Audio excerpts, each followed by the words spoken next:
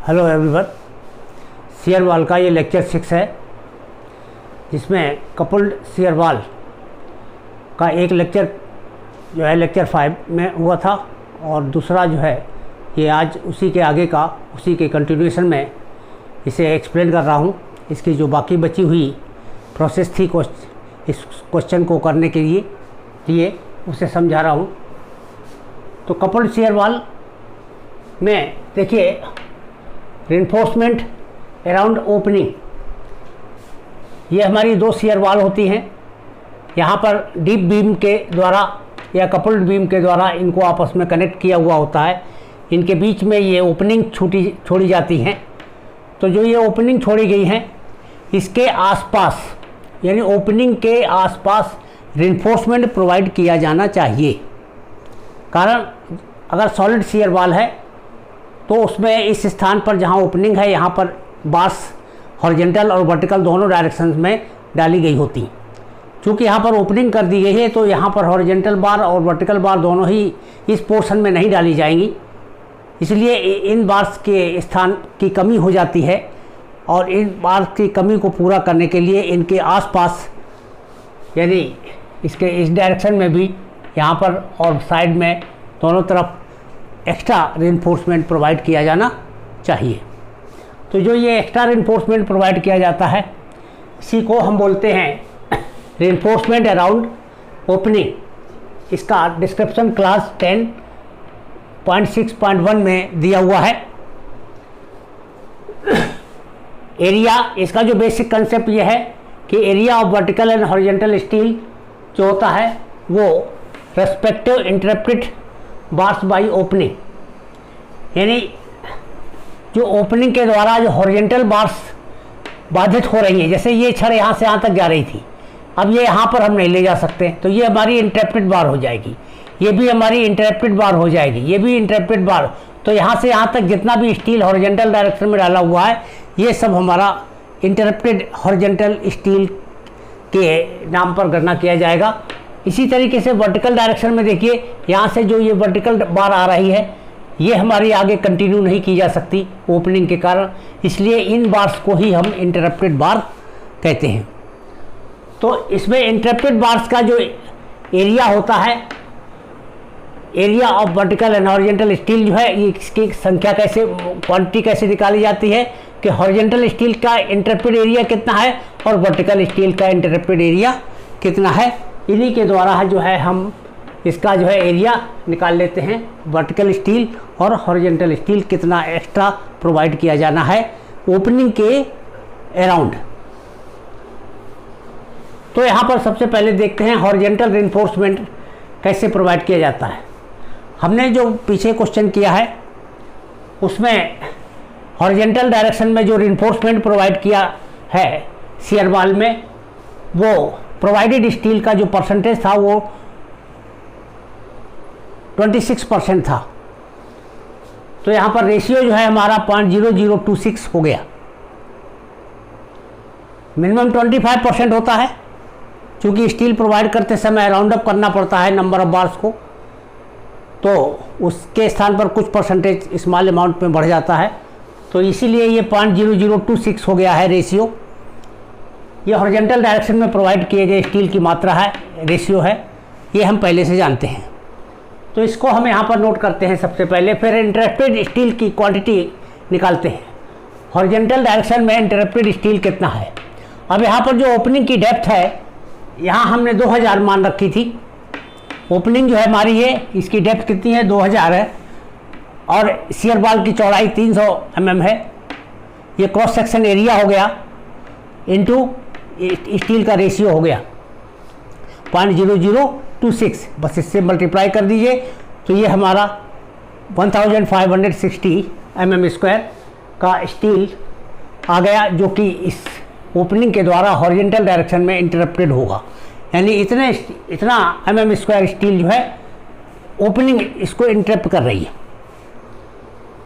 तो इतना ही स्टील, ये जो हॉरिजॉन्टल वाला स्टील है, यहाँ पर ऊपर और नीचे प्रोवाइड किया जाना चाहिए। जितना एरिया इंटरप्ट हो रहा है उस एरिया को दो बराबर भागों में बांट दीजिए। आधा स्टील ऊपर डाल दीजिए और आधा स्टील नीचे डाल दीजिए इसके स्पेस पर, यानी ओपनिंग के बॉटम में और ओपनिंग के टॉप में।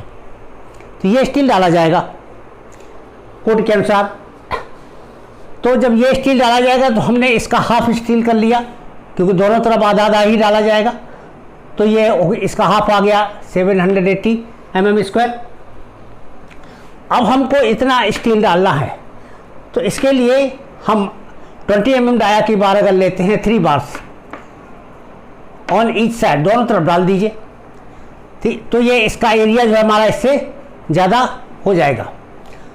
तो इसी को हम 3 बार्स ऑफ 20 mm डाया का स्टील जो है यहाँ लेकर के इतना एरिया इसमें प्रोवाइड करते हैं।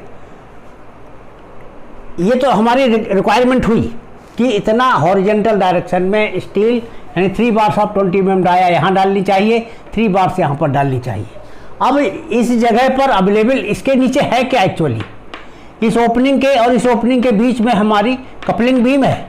और कपलिंग बीम देखिए यहाँ आप फिगर देख चुके हैं, कपलिंग बीम में न्यूट्रल एक्सिस के ऊपर 8 छड़ें डाली गई थी और न्यूट्रल एक्सिस के नीचे भी 8 छड़ें डाली गई थी। तो इतना स्टील तो हम पहले ही इसमें डाल चुके हैं, जो कि इसी डायरेक्शन में जा रहा है, हॉरिजेंटल डायरेक्शन में। तो इसीलिए यहाँ पर लिखा है since 8 bars of 20 mm dia are present in deep beam so no need of extra bar. इसलिए चूँकि हमको जो प्रोवाइड करनी है वो 3 bars of 20 mm dia provide करनी है, जबकि ऑलरेडी यहाँ पर 8 छड़ें जो है हमारी हॉरिजेंटल डायरेक्शन में 20 mm डाया की पहले से ही डाली गई हैं। इसलिए यहाँ पर इस एक्स्ट्रा स्टील को अलग से डालने की आवश्यकता नहीं है। अगर ये स्टील इससे ज़्यादा होता तो फिर हम डिफरेंस के बराबर स्टील और बढ़ा देते उसमें। तो ये तो हॉरिजेंटल डायरेक्शन के बारे में हो गया कि इसमें किसी एक्स्ट्रा स्टील की आवश्यकता नहीं है, क्योंकि ऑलरेडी इसमें डीप बीम के डिज़ाइन में यहाँ पर स्टील हम डाल चुके हैं। इसके बाद अब वर्टिकल रिइंफोर्समेंट को देख लें। वर्टिकल रिइंफोर्समेंट में भी हम ये पढ़ चुके हैं कि वर्टिकल डायरेक्शन में जो हमने रिइंफोर्समेंट शियर वॉल में प्रोवाइड किया है वो हमारा 40% है। तो ये 40% है, इसलिए इसका रेशियो हो गया 0.0040। अब interrupted steel in vertical direction निकालिए। वर्टिकल डायरेक्शन में इंटरप्टेड स्टील कितना होगा, यानी ये यहाँ पर cross section area of the wall निकालना होगा। तो ये हमारी चौड़ाई 1500 है, 1500 मल्टीप्लाइड बाई 300 मल्टीप्लाइड बाई 0.0040। तो इसको मल्टीप्लाई करेंगे तो ये 1800 mm² एरिया ऑफ स्टील आ गया, यानी इतना एरिया ऑफ स्टील इंटरप्ट हो रहा है। तो इतना ही स्टील 2 बराबर भागों में बांट करके दोनों साइड में, अब ओपनिंग के इस साइड में और ओपनिंग के इस साइड में एक एक बाउंड्री एलिमेंट होता है। क्योंकि ये एक शियर वॉल है, इसका एक बाउंड्री एलिमेंट यहाँ होगा, एक बाउंड्री एलिमेंट यहाँ होगा। ये एक शियर वॉल है, इसका एक बाउंड्री एलिमेंट इधर होगा, एक बाउंड्री एलिमेंट इधर होगा। तो इस जो यहाँ बाउंड्री एलिमेंट प्रेजेंट है ऑलरेडी, तो यहाँ पर देखिए इंटरप्टेड स्टील की क्वांटिटी तो आ गई 1800 mm², और अवेलेबल स्टील इन बाउंड्री एलिमेंट कितना है, ये हमको बाउंड्री एलिमेंट का जब डिज़ाइन बताया था वहाँ पर 6 bars of 16 mm dia already डाले हुए थे। 6 बार ऑफ 16 mm डाया, यहाँ पर देखिए बाउंड्री एलिमेंट में इस तरह से स्टील पड़ा हुआ था। ये 6 बार्स थे और ये कितने थे 16 mm डाया के। तो 6 बार ऑफ 16 mm डाया, इनका एरिया हो गया 6 × 201 1206 mm²। ये हमारा एरिया हो गया जो कि बाउंड्री एलिमेंट में पहले से ही मौजूद है। तो अब एरिया टू बी प्रोवाइडेड कितना एक्स्ट्रा है, ये 1800 है, ये 1206 है, घटा दीजिए, इसमें से इसको घटा दीजिए, ये हो गया 594 mm², 5094 mm²। तो इस तरह से ये हमारा एरिया निकल गया। इतना एरिया हमको डालना है। इतना एरिया कहाँ डालना है, इस बाउंड्री एलिमेंट में। इतना एरिया इस बाउंड्री एलिमेंट में डालना है। एरिया प्रोवाइडेड कितना है ऑलरेडी, हैंस प्रोवाइड। अब इतना चूँकि डालना है, इसके लिए रिकमेंड किया गया कि 2 बार्स ऑफ 12 mm डाया डाल दीजिए। 2 bars of 12 mm in each layer on each side. यानी यहाँ पर ये ओपनिंग, यहाँ बाउंड्री एलिमेंट है, इसके इस साइड में 2 छड़ें इस लेयर में डालिए और 2 छड़ें इस लेयर में डाल दीजिए, यानी यहाँ पर 2 छड़ें और एक्स्ट्रा डालनी है, यहाँ पर 2 छड़ें एक्स्ट्रा डालनी है। वही यहाँ पर लिखा हुआ है एरिया टू बी प्रोवाइडेड, ये hence provide 2 bars of 12 mm dia in each layer on each side, यानी प्रत्येक तरफ इधर भी और इधर भी 2 छड़ें इधर और 2 छड़ें इस तरफ। तो इस तरह से 4 छड़ें यहाँ पर हो गई 12 mm की, 4 छड़ें इसमें हो गई, 4 इसमें हो गई। ये डालनी एक्स्ट्रा डालनी चाहिए, ये डालनी है हमको इस परसेंटेज के हिसाब से। ये जो इंटरप्रेट एरिया है इसके अकॉर्डिंग हमको इतना स्टील इसमें प्रोवाइड करना है। जब इतना स्टील प्रोवाइड करना है, लेकिन ऑलरेडी बाउंड्री एलिमेंट में कितना स्टील है, अब यहाँ पर देखिए प्रोवाइडेड स्टील कितना है। ये हमने 2 छड़ें 12 mm की डाल दी दोनों साइड में, तो एक साइड एक बाउंड्री एलिमेंट में 4 छड़ें हो गई। क्योंकि 2 बाउंड्री एलिमेंट हैं तो 2 से और मल्टीप्लाई कर दीजिए, तो 2 गुणे, क्योंकि 2 बाउंड्री एलिमेंट हैं, एक बाउंड्री एलिमेंट में 4 छड़ें हैं 12 mm की, इसलिए 4 से है, और एक 12 mm की छड़ का एरिया जो है 113 होता है। तो ये हमारी ये एरिया टोटल हो गया जो कि प्रोवाइड किया जाना है, ये हमारा 904 का हो गया। और यहाँ पर जो है हमारा डिफरेंस केवल 594 mm का स्क्वायर हो आ रहा है, और इसके स्थान पर हम 904 mm स्क्वायर का स्टील डाल दे रहे हैं। तो एक्स्ट्रा सेफर साइड में हम स्टील डाल सकते हैं, इसको और ज़्यादा कम करने की आवश्यकता नहीं है। तो यहाँ पर देखिए ये 4 छड़ें इसके अंदर आएंगी 12 mm की, और 4 छड़ें दूसरी के अंदर आएंगी 12 mm की। इसके बाद याद करेंगे sliding shear at construction joint. ये हमारे शियर वॉल का व्यू है, एलिवेशन है, ये ओपनिंग है, इसके ये ग्राउंड लेवल है। ग्राउंड लेवल पर इसमें कंस्ट्रक्शन जॉइंट इस प्लेन पर दर्शाया हुआ है हॉरिजॉन्टल। तो ये कंस्ट्रक्शन जॉइंट पर जो है स्लाइडिंग शियर की जांच हमको करनी होती है। इसके लिए इसका डिस्क्रिप्शन क्लास 10.7 में दिया गया है। तो क्लास 10.7 में एक फार्मूला है AST/AG, यानी इस कंस्ट्रक्शन जॉइंट के आर पार वर्टिकल डायरेक्शन में जो स्टील होना चाहिए स्लाइडिंग के लिए, वो उसकी वैल्यू है AST, और उसी स्टील की वैल्यू ज्ञात करने के लिए एक फार्मूला दिया हुआ है कोड में। इसी फार्मूले से हम स्लाइडिंग शियर के लिए रिक्वायर्ड वर्टिकल स्टील की मात्रा AST ज्ञात करते हैं। तो AST/AG should be greater than और इक्वल टू 0.92/FY, और ब्रैकेट में τB माइनस PU/AG। तो ये हमारा एक फार्मूला है जो कोड में दिया हुआ है। इसमें PU जो है ये फैक्टर्ड डेड लोड है, AG क्या है, gross sectional area of the joint है, यानी ये जो हमारा कंस्ट्रक्शन जॉइंट है इसका ग्रॉस सेक्शनल एरिया है। तो gross sectional area of the joint ये हो गया। Shear capacity at the joint with 0 axial load. अब इसमें shear capacity of the joint with 0 axial load जो है के हिसाब से यहाँ पर गणना करनी होगी। इस कोड के अकॉर्डिंग जो है 0 एक्सियल लोड पर ही हम शियर कैपेसिटी की गणना करते हैं। तो हमने पीछे अपने गणनाओं में τB की वैल्यू ज्ञात की है, ये वैल्यू हम वहीं से ले लेते हैं। τB = 0.5151 Nm/mm²। PU की वैल्यू चूँकि यहाँ कंडीशन है कि 0 एक्सियल लोड है पर ही हमको गणना करना है, तो PU की वैल्यू यहाँ पर हम 0 लेते हैं। AG निकाल लेते हैं, ग्रॉस सेक्शनल एरिया। अब ग्रॉस सेक्शनल एरिया 300 × 2750। अब इसमें 2750 अभी नीचे पीछे शियर वाल का क्रॉस सेक्शन दर्शाया हुआ था। उस शियर वाल में जो शियर वाल थी, बीच का हिस्सा था बाउंड्री एलिमेंट को हटाने के बाद, वो हमारा 2750 का था। तो ये शियर वाल का जो है क्रॉस सेक्शन एरिया हो गया। तो शियर वाल का ये क्रॉस सेक्शन एरिया है। बस इसी फार्मूले में हम ऊपर वाले में सब्स्टिट्यूट कर देते हैं। AG हमारा यहाँ पर है, AG को हम यहाँ लिख सकते हैं।